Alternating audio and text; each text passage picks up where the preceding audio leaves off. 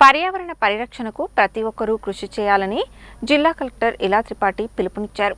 Plastic వాడకాన్ని పూర్తిగా మానివేస్తేనే పర్యావరణ పరిరక్షణ సాధ్యమవుతుందని అన్నారు.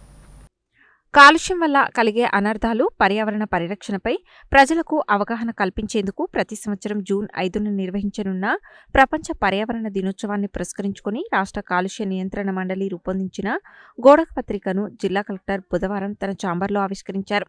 వివిధ రకాల కాలుష్యాల వల్ల ప్రతినిత్యం సమాజం అనేక రకాల సమస్యలను ఎదుర్కొంటున్నదని, అందువల్ల అన్ని రకాల కాలుష్యాలను నిర్మూలించేందుకు ప్రతి ఒక్కరూ కృషి చేయాల్సిన అవసరం ఉందని అన్నారు.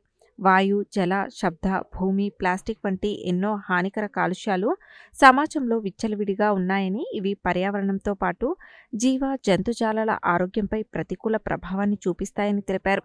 వీటి గురించి ప్రతి ఒక్కరూ ఆలోచించాల్సిన అవసరం ఉందని తెలిపారు.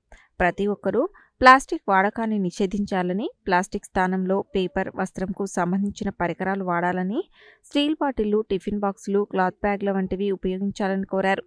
పారిశ్రామిక వ్యర్థాలను నదుల్లోకి, చెరువుల్లోకి వదలవద్దని, నదులు, చెరువులను శుభ్రంగా ఉంచాల్సిన బాధ్యత అందరిపైన ఉందని, నదులే దేశానికి జీవనాడులని అన్నారు.